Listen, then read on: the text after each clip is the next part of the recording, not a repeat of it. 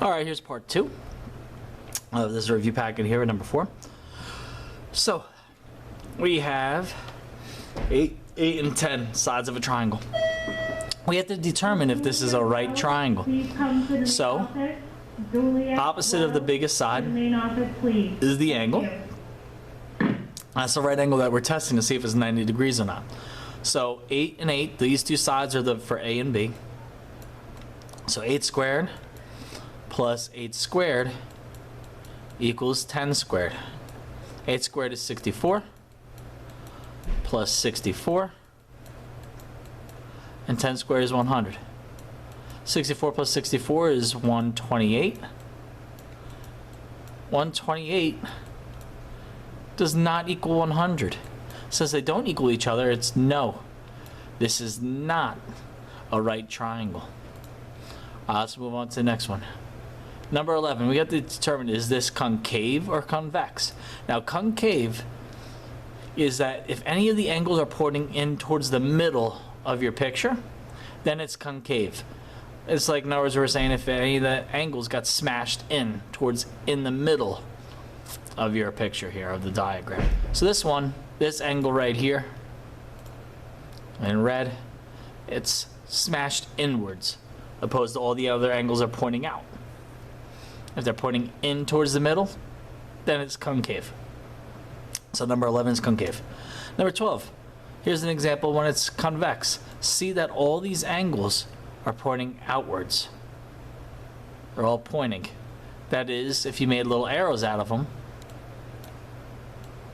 they're all pointing outwards. Whereas in the previous one, this angle is pointing towards the middle. So since they're all pointing out, if I make little angles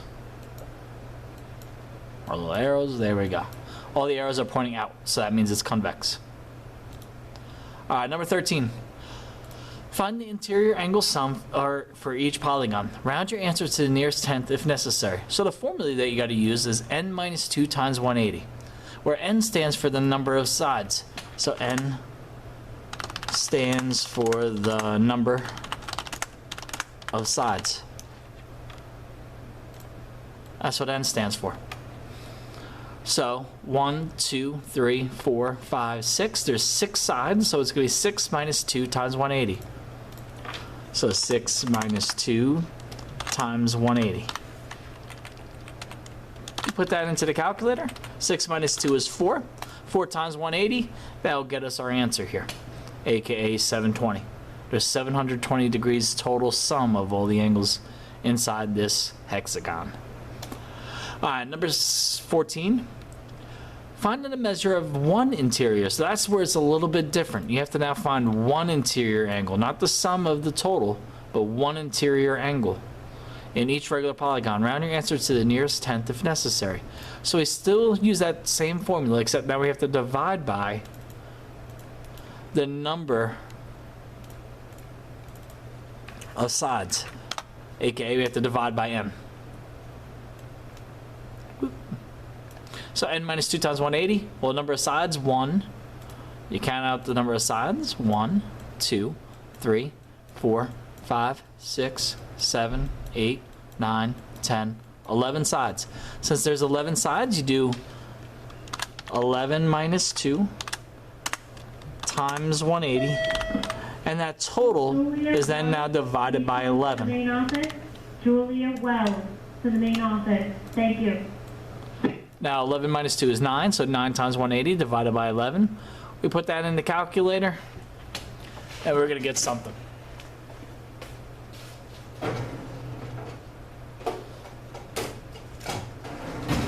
So I'll put in my calculator. 9 times 180 divided by 11, and we're going to get 147.27. So 147.3. C will be your correct answer. Number 15. To solve this guy out, we have to solve for x. So what we got to do, we have to know that this outdoor exterior angle here is equal to the sum of these two, aka the two purple angles added together equals that green angle, exterior angle. So what we do 5x minus 10, that guy, purple angle, plus the other purple angle of 96, is equal to 13x plus 6. Then it's just inverse operations. You got to combine your like terms. So it'll be 5x minus 10 plus 96, so that's 5x plus 86 is equal to 13x plus 6. So I just combine like terms. Then I'm going to subtract 5x from both sides. So minus 5x, minus 5x. The 5x's cancel out there, so we have 86 is equal to 13x minus 5x, gets you 8x, plus 6. Subtract 6 from both sides, and we get 80 equals 8x. Divide by 8 to both sides, and we get x equals 10, aka C. That's number 15. Moving on. Number 16. Determine if the two triangles are congruent. If they are, state how you know. So when two triangles are touching and sharing the same vertex, we know that these two angles here are then vertical angles. They're congruent to each other. They're equal to each other.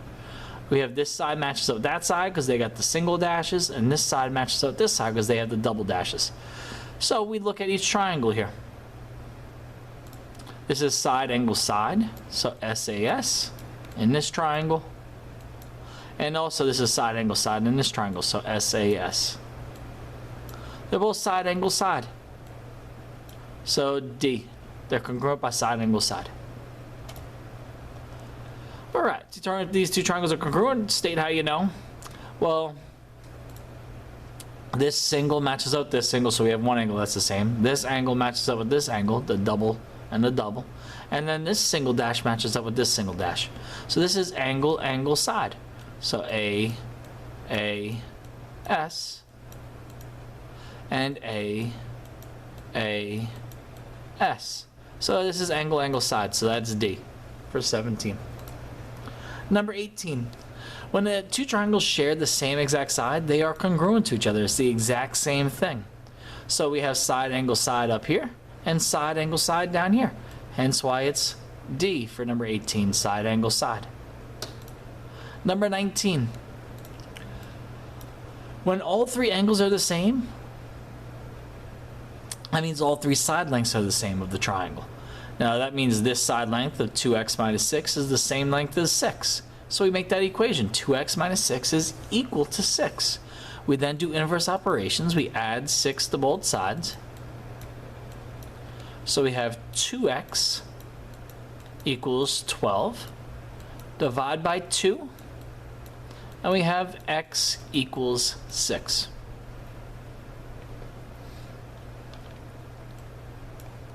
So that's how you get for number 19. Number 20. Since these two angles are the same up here and here, that means these two side lengths are the same. So x plus 19 equals 7. So we set them equal to each other. Minus 19 to both sides. X equals 7 minus 19 gets you negative 12. So my answer is D, negative 12. Number 21. These two side lengths are the same. X plus 19 equals 9. So you subtract 19 from both sides. 9 minus 19 gets you negative 10. That's how you get 21 is C, negative 10. 22. Since these two angles are the same, that means, these two side lengths are the same. That means these two angles are the same. So angle 2 is 7x plus 12. And this other purple angle is 75 degrees. So we set them equal to each other and use inverse operations. So we subtract 12 from here, and you subtract 12 from here. We get 7x equals 63. Divide by 7 to both sides. And we get x equals 9. So number 22 is x equals 9. Number 23. we got this angle and this angle, these two angles here. I'll mark up in purple. That purple angle and that purple angle. Those two angles are equal to each other because this side length is equal to this side length.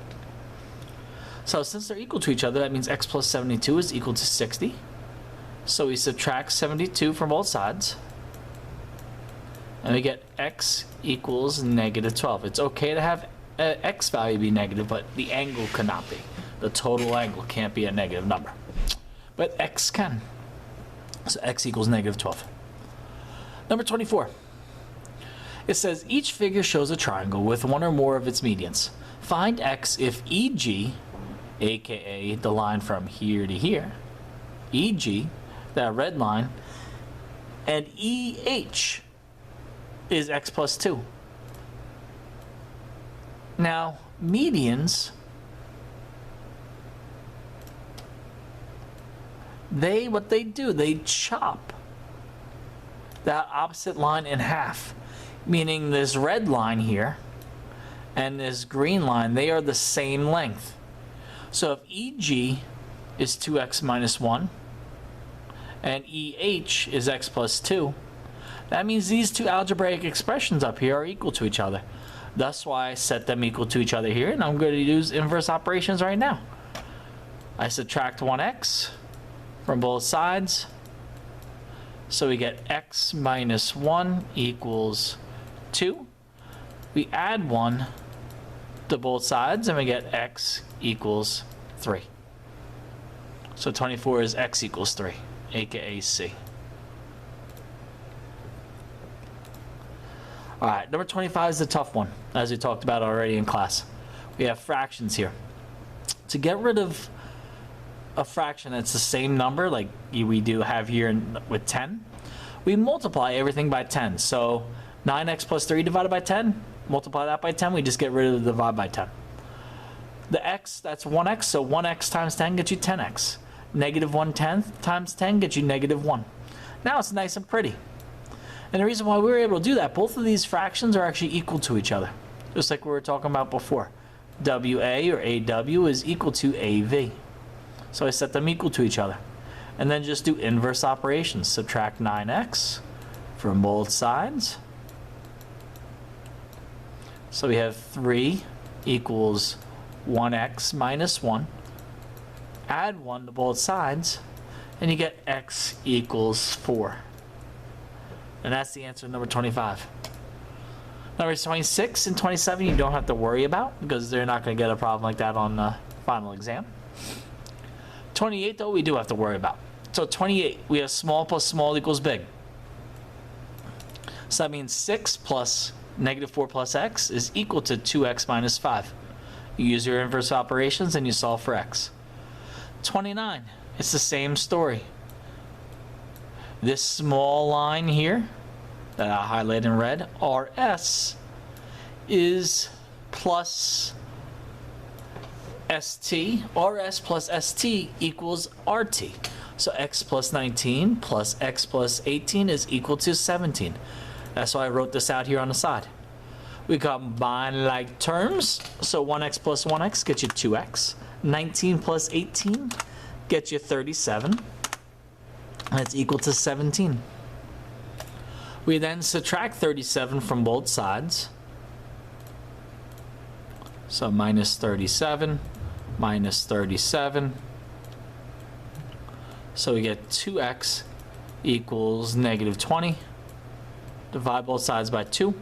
And we get x equals negative 10. So that's how we get B. 29 is B.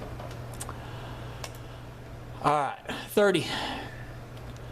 These two angles, they're supplementary angles.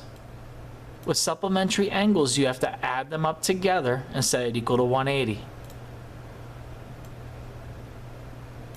So that's what we're going to do. 3x plus x minus 24 equals 180. Combine like terms. 3x plus 1x gets you 4x. So you have 4x minus 24 equals 180. Then you're going to add 24 to both sides.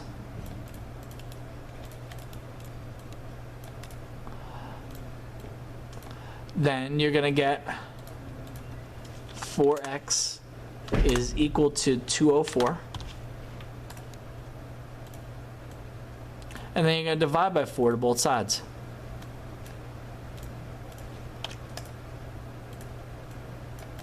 So you get x equals 26.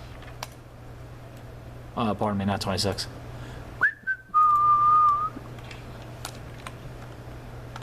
56.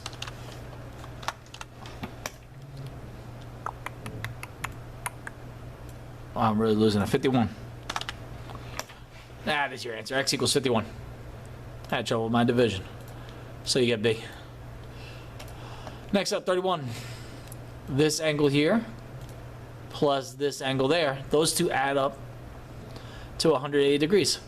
Thus why I have 4x plus 5 equals plus 107 equals 180. So we add them up. 4x plus 112 equals 180. We subtract 112 from both sides.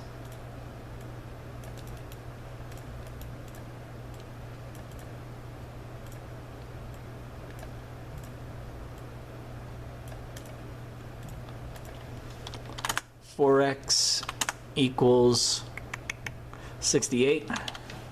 Divide both sides by 4. You get x equals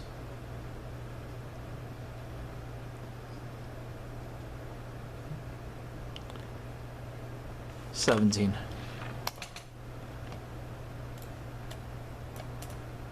So you get B. Number 32. 32, we got 6x plus 1 equals 79. The reason why we set them equal to each other, because these are vertical angles.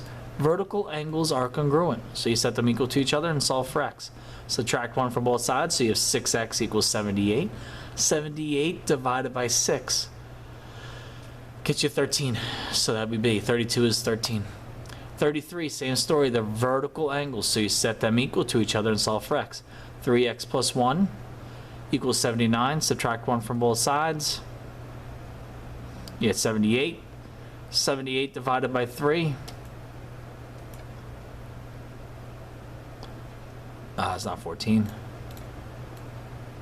78 divided by 3 gets you 26. So you 26. 34. This is, you just have to plug things into the volume formula. They're saying find the volume of each figure and round your answers to the nearest tenth. So you're going to use this formula here. V equals 1/3 pi times radius squared times height. So your radius, well, they give you a diameter of 10, so radius is 5. You put 5 in for R, 11 in for H, and just plug it right into the calculator. And you'll get your answer. Number 35, it's the same story. Your radius is 3, so you put 3 in for R, and the height is 10. The height of the cylinder. And you multiply it out and you get your answer. Number 36, same story. It's a volume. So you put, for the radius is 2, so you put 2 in for R. So 2 squared is 4 times a height. Now, the height with this guy, they're supposed to have marked it from here to here. The height is 6.3. Oh, pardon me. We're not finding the volume. Oopsies. This is supposed to be surface area.